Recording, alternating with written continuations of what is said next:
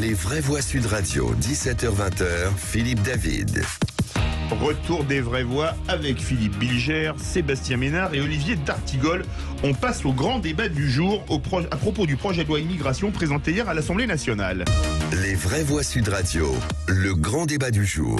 Le gouvernement dévoile cet après-midi à l'Assemblée les contours de la future loi immigration. Le gouvernement veut changer les conditions d'arrivée, d'accueil et le cas échéant d'expulsion des étrangers en France. Je le dis d'emblée, l'immigration zéro n'est ni souhaitable ni possible, pas plus réaliste que ne l'est une immigration dérégulée. L'une des mesures phares du texte qu'on connaît déjà, c'est la création d'un titre de séjour pour les étrangers qui travaillent dans des métiers en tension. Les étrangers font partie de la richesse de notre pays lorsqu'ils veulent s'intégrer, lorsqu'ils parlent notre langue, lorsqu'ils veulent élever les enfants dans la patrie des droits de l'homme. La fermeté, ça n'est pas la haine de l'autre. Le respect de nos frontières, ce n'est pas le repli. Et l'intégration pleine et entière de ceux que nous accueillons, c'est le devoir de notre pays. Donc c'est à la fois mieux intégré puis mieux expulsé parce qu'il s'agit de deux publics évidemment très différents. Pour réguler les flux migratoires, faut-il une nouvelle loi, une volonté politique ou est-ce impossible à réguler ou faut-il ouvrir les frontières? L'Assemblée nationale débattait du projet de loi du gouvernement sur le sujet aujourd'hui, Félix. Oui, le gouvernement vante l'équilibre entre expulsion et intégration. La France doit pouvoir dire qui on veut et qui on ne veut pas accueillir, a résumé Elisabeth Borne en ouvrant le débat. Ce texte, promet-elle, sera équilibré. Elle réaffirme dans ce texte sa volonté d'allier fermeté, humanité, dit-elle, avec un projet de loi qui doit être déposé début 2023. Aujourd'hui, c'était un débat sans vote. Il comporte des mesures visant essentiellement à rendre plus efficaces les procédures d'expulsion. Le gouvernement présente une série de durcissements, une réforme structurelle du système d'asile pour l'accélération des procédures. Le grand écart entre deux mesures phares symbolise finalement l'équilibre recherché. On a d'une part la délivrance d'une obligation de quitter le territoire français, une OQTF, dès le rejet d'une demande d'asile en première instance. Et puis d'autre part, par exemple, la création d'un titre de séjour pour les travailleurs sans papier dans les métiers en tension, les métiers qui manquent de main-d'œuvre. Trop de règles spécifiquement françaises empêchent d'expulser les criminels étrangers présents sur notre sol, déplore le ministre de l'Intérieur, Gérald Darmanin. Le ministre du Travail, Olivier Dussopt, dit d'un autre côté vouloir réhabiliter le travail comme facteur d'intégration. Enfin, du côté des oppositions, entraide, accueil digne pour la gauche, moins d'immigration à droite, voire refus, je cite, d'une submersion tout à droite de l'hémicycle. Chaque groupe politique déroule ses propositions tout en critiquant le projet du gouvernement. En tout cas, pour atteindre la majorité absolue dont il ne dispose pas à l'Assemblée, le gouvernement veut donner des gages à toutes les sensibilités, surtout à droite, mais sans vider le texte de sa substance. Un autre débat va suivre au Sénat le 13 décembre, dans même pas une semaine. Merci à vous, Félix Mathieu. Avec nous, Jean-Paul Gourevitch, essayiste, auteur de nombreux livres sur l'immigration, dont Les véritables enjeux des migrations, publiés au Rocher en 2017, et Loi Macron sur l'immigration, données et enjeux financiers, les chiffres clés, publiés en 2018. Jean-Paul Gourevitch, bonsoir. Bonsoir. On va faire un tour de table des vraies voix. Je vous donne le score sur Twitter. Seuls 4,7% des votants pensent que pour réguler les flux migratoires, il faut une nouvelle loi. 83,7% une volonté politique. 2,7% pensent qu'il faut ouvrir les frontières. Et 8,9% que c'est impossible à réguler. Philippe Bilger, c'est la 29e loi. Est-ce que vous croyez encore, il n'y a plus que 4,7% des votants qui disent qu'une nouvelle loi va servir à régler les flux migratoires?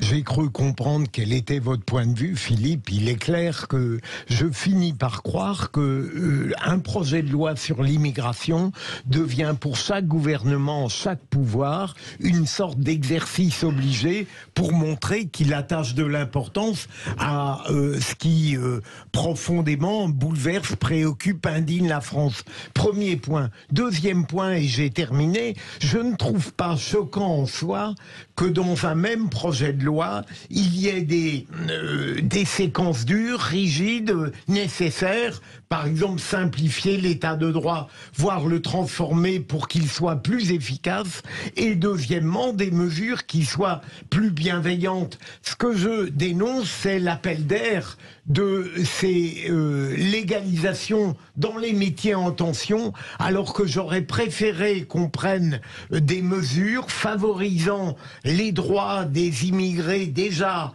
en France dans une situation régulière, au lieu de valider des illégalités qui vont probablement entraîner d'autres dérives. Olivier d'Artigol.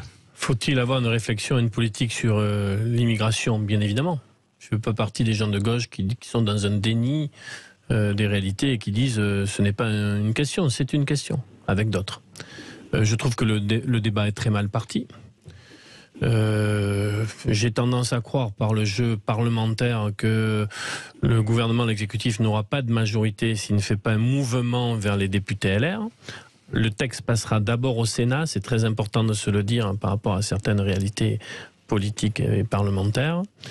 Sur les métiers en tension, moi je suis un ardent défenseur de la régularisation des sans-papiers qui sont d'ores et déjà dans notre pays, qui pour certains ont fait partie de la première ligne lors de la crise sanitaire. Corvée.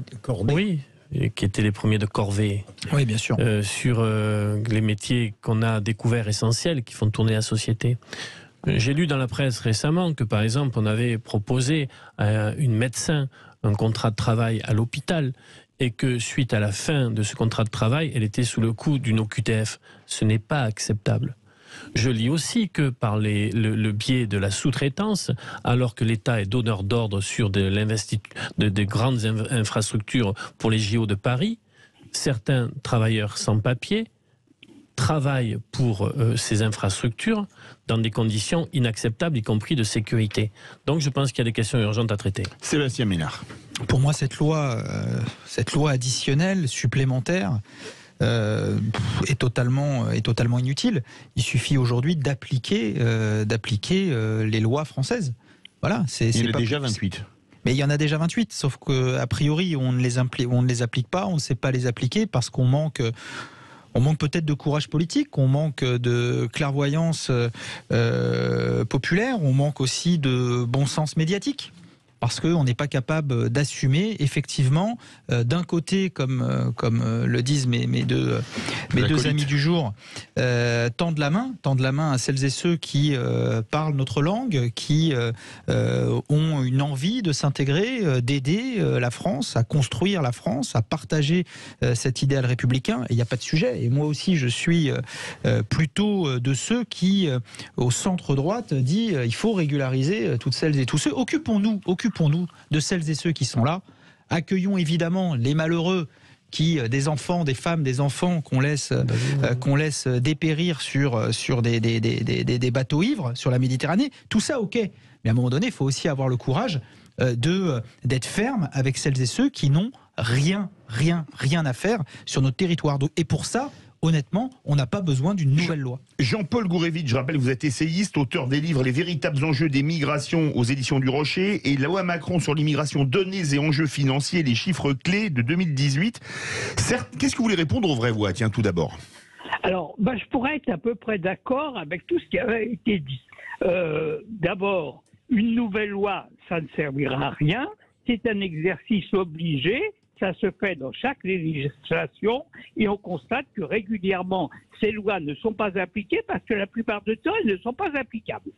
Deuxième point, régulariser des gens qui ont du travail dans des métiers qui l'exigent, ça me paraît tout à fait possible, à condition de mettre un frein et un verrou parce que on ne sait jamais quels vont être les métiers qui vont être en tension.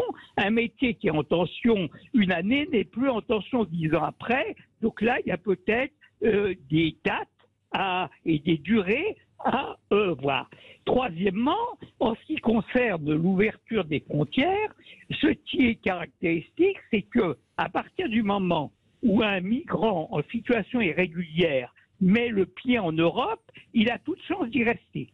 Les OQTF ne fonctionnent pas, malgré tout ce qu'avait dit le président Macron, qui promettait 100% d'OQTF réalisés. On est très très loin de ça. Mais plus globalement, le problème, c'est pas seulement l'accueil. Le problème, c'est la formation et c'est la recherche d'un travail. Or, quand on regarde les résultats de ceux qui sont arrivés en France 3 ou 4 ans après, on s'aperçoit que 30% seulement de ces personnes ont trouvé un travail dans l'économie formelle. Alors on peut ajouter ceux qui ont trouvé un travail dans l'économie informelle, mais ça voudrait dire quand même qu'une personne sur deux reste à la charge du pays qui l'a accueilli. Donc, pour faire en sorte qu'une intégration réelle puisse avoir lieu, il faut d'abord se donner du temps et peut-être ne pas multiplier les lois, mais à un moment analyser le résultat des lois qui ont été votées, se demander même s'il ne faudrait pas mettre un moratoire sauf cas exceptionnel, et puis se dire il y a des migrations de travail, c'est vrai, elles sont quand même extrêmement minoritaires, 10 à 12%. Et puis il y a les migrations étudiantes, et ça c'est un sujet qui me concerne beaucoup. Nous réclamons depuis 4-5 ans qu'il y ait un travail d'analyse de ce que font et ce que deviennent les quelques 300 000 étudiants étrangers qui sont en France. On ne sait rien. On ne sait pas combien terminent leurs études. On ne sait pas dans quelle discipline ils réussissent. On ne sait pas combien abandonnent. On ne sait pas ce qu'ils deviennent après. Est-ce qu'ils rentrent dans leur pays? Est-ce qu'ils restent chez nous? Est-ce qu'ils vont dans un autre pays de l'espace? Jean-Paul Gourevitch, on va faire réagir les vraies voix. Philippe Bilger. J'ai bien compris votre point de vue, mais au fond, deux choses rapides. Vous ne considérez pas que légaliser la situation de ceux qui travaillent déjà et dans les métiers en tension ne risquerait pas de créer, le terme n'est pas beau, mais je l'utilise tout de même, un appel d'air? Et seconde question, si vous pouviez y répondre rapidement, si vous étiez en charge de ces problèmes, quelle serait votre première mesure? Alors, la première mesure, c'est une mesure d'ailleurs que le président Macron avait proposée, mais qui est malheureusement inapplicable, c'est d'essayer de rapprocher les hotspots, les centres de triage, non pas du pays d'accueil, mais du pays d'origine. Et si on n'arrivait pas à les mettre dans le pays d'origine, parce qu'il ne faut pas se faire d'illusions, essayer de faire en sorte qu'on ait des bateaux qui sont en Méditerranée, au cœur de la Méditerranée, et qui font cette analyse. Qui veut-on? Qui ne veut-on pas? Qui a vocation à immigrer pour des raisons politiques, religieuses, économiques, et qui n'a absolument pas vocation à immigrer? Si on ne met pas ça, on se trouve dans la situation actuelle où, comme je l'ai dit, quand un immigré en situation irrégulière met le pied en Europe, eh bien, il y reste. Olivier d'Artigol, Sébastien Ménard. Je suis d'accord pour que l'on retrouve la maîtrise de nos politiques migratoires, du fait aussi parce que les conditions d'accueil sont aujourd'hui inhumaines pour ces femmes, ces enfants, ces hommes qui vivent des conditions inacceptables. Ça, c'est la première chose. La deuxième chose, j'espère qu'on aura un débat qui nous permettra non pas de discuter, parfois même de se disputer, sur les conséquences de ces flux migratoires, mais des causes des flux migratoires. Parce que les choses sont ainsi faites depuis l'histoire de l'humanité.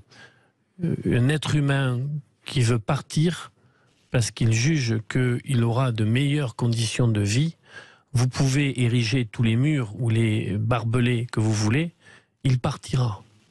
Donc ça demande aussi à avoir une réflexion sur les politiques de développement, sur l'entraide au niveau international, mettre fin à des inégalités spectaculaires et inacceptables. Donc j'espère qu'on pourra aussi parler de l'état du monde et du désordre du monde. Sébastien Ménard en 1 minute et Jean-Paul Gourevitch en 1 minute. Ouais, j'ai envie de dire que je suis parfaitement d'accord avec l'ensemble de toutes celles et tous ceux qu'on a pu entendre aujourd'hui. La problématique, c'est qu'encore une fois, il faut du courage politique. Quand on écoute Gérald Darmanin, il dit simplement autrement en 2022 que ce que l'un de ses mentors, parce qu'ils sont quand même nombreux, Nicolas Sarkozy, proposait en 2006, 2007, c'est-à-dire immigration choisie pour une intégration réussie. Bon. force est de constater que ni Nicolas Sarkozy ni ses différents successeurs ont réussi aujourd'hui à proposer et faire valider aux Françaises et aux Français ce que pourtant les auditeurs de Sud Radio plébiscitent. On veut maîtriser nos flux migratoires, on veut choisir qui rentre et on veut aussi quelque part décider de qui sort de notre pays. Force est de constater qu'on n'y arrive toujours pas. En 30 secondes, Jean-Paul Gourevitch, est-ce une 29e loi pour rien ? Oui, je pense que c'est une 29e loi pour rien, mais on n'a pas bien choisi nos interlocuteurs. On a mis de côté les diasporas. Les diasporas, c'est 12 millions de personnes en France. Et ces diasporas, ce sont en quelque sorte les intercesseurs entre pays d'origine et pays d'accueil. Les diasporas peuvent jouer un rôle pour dire à un certain nombre de migrants, est-ce que vous avez les compétences, l'argent et le réseau relationnel pour réussir votre migration, et regardez dans quel pays cette immigration peut effectivement se faire. Malheureusement, on n'a pas travaillé avec les diasporas dans ce sens-là. C'est pourtant ce qu'on essaye de faire au partenariat africain. Merci beaucoup Jean-Paul Gourevitch, essayiste, auteur des livres Les véritables enjeux des migrations et loi Macron sur l'immigration, données et enjeux financiers, les chiffres clés. Verdict sur Twitter. Pour réguler les flux migratoires, que faut-il? Une nouvelle loi, vous êtes 4,3% à dire oui, une volonté politique 84,2%. Il faut ouvrir les frontières 2,5%. Et pour 9%, les flux migratoires sont impossibles à réguler. Tout de suite, il n'y aura pas de mot du jour, donc on va faire le tour d'horizon du prix de l'humour politique. Et je pense qu'on va bien s'amuser. Restez bien avec nous sur Sud Radio.